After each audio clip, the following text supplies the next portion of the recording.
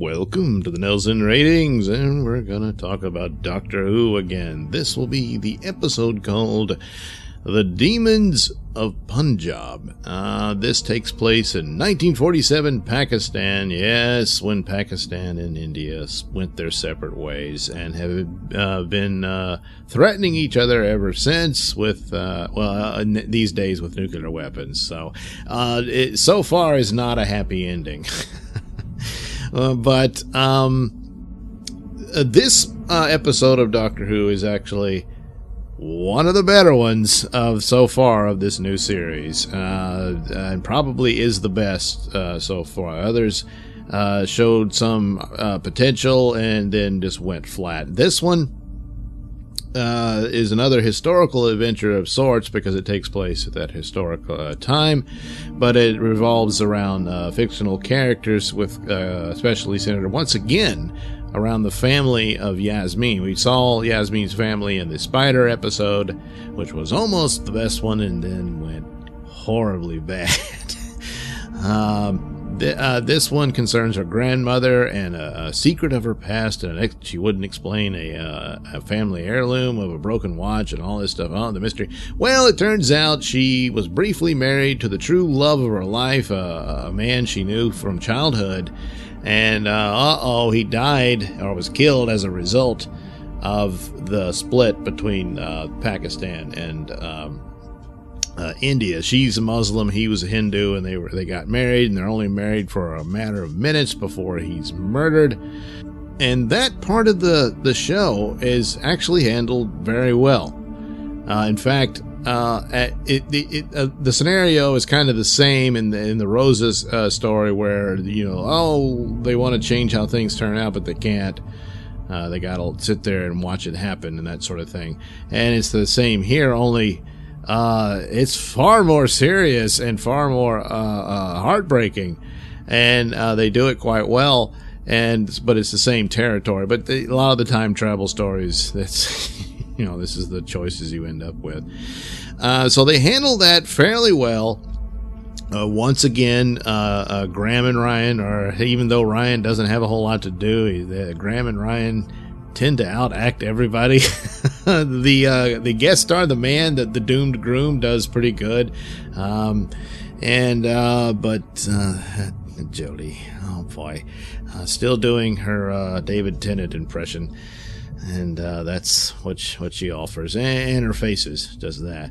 Some people have complained about how she handles the sonic screwdriver, and I guess it's really exaggerated. But then again, I haven't liked the way the sonic screwdriver's been dealt with in all of New Who. It's too much of the magic wand. It can be a ray gun. It can be a tricorder, and it's just ridiculous. One of the few things I agree with John Nathan Turner was that yes, the sonic screwdriver was becoming too much of a magic wand, and that was back then when it really wasn't. So maybe I don't agree with it, but now something needs to be done. I don't think his solution of destroying it would be a good thing, but can it just be a sonic screwdriver? But as far as Jodie's handling it, you can take it or leave it. She does tend to exaggerate it a bit, but then they've been exaggerating the sonic screwdriver. It's a lost cause at this point, and of course the crappy control room she has. I wish they would spend more time out of the TARDIS now. It's hideous. So anyway, the sad, tragic love story of Yaz's grandmother, they do it very well. But hey, it's a Doctor Who show, so we gotta have something more science fiction-y than just Doctor Who, right? So we gotta have some aliens. So, of course, it's called The Demons. So, the demons are these aliens that the Doctor suspects are these legendary assassins from way back whenever. And, the Doctor has to be taught a lesson. Yes, that's right. You shouldn't judge someone until you've walked a mile in their space boots. And turns out they're not assassins anymore. They're just witnesses. They come to pay tribute and witness to the deaths of those who die alone.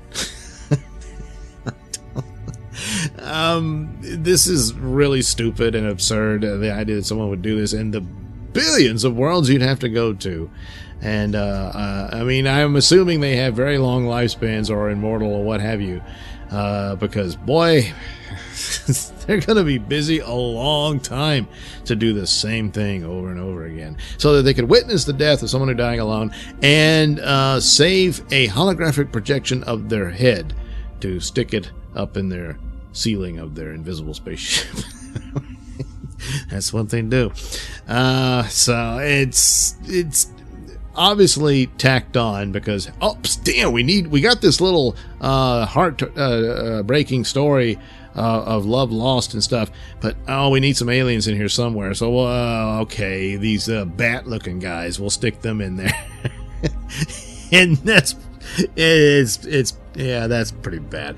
But when I first saw them, and hey, they're bat-looking guys, for a brief second, I thought they were clever enough to do a callback to Doctor Who lore and suggest that these might be members of the vampire race that Rassilon had to fight. And no. Who are we kidding? No. So yeah, that's that. So it was the weakest part of it. Because it's clearly just tacked on and it doesn't go anywhere. But it's only there, supposedly, for the scene where the Doctor is convinced they're evil and bad and she's got to do something about it. But, I was wrong. I misjudged them. I guess I'm a bigot, too. So that's, there you go. Did you learn something? Again, you don't judge somebody until you walk a mile in their bat shoes.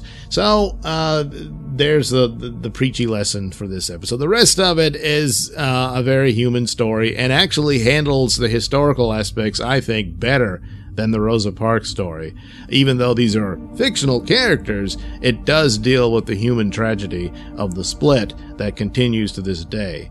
And brother against brother and that sort of thing, and how horrific that can be, and handles it somewhat lightly, but it's Doctor Who after all, but also it was performed well up to that point.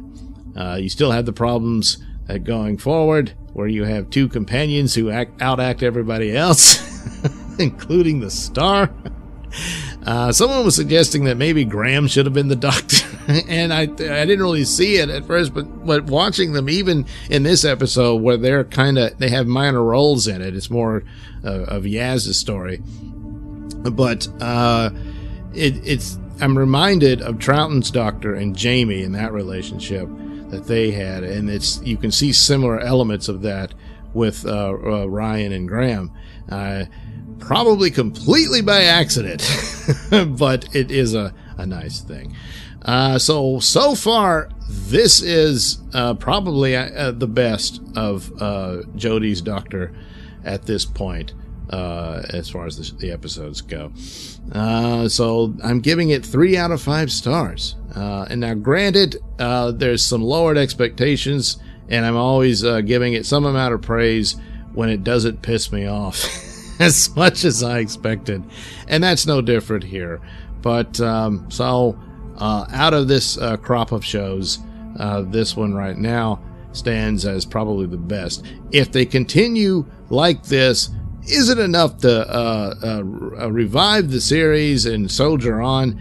No, they're going to have to be a lot better than this, because this is one that was okay, and by comparison to the others, turns out to look good.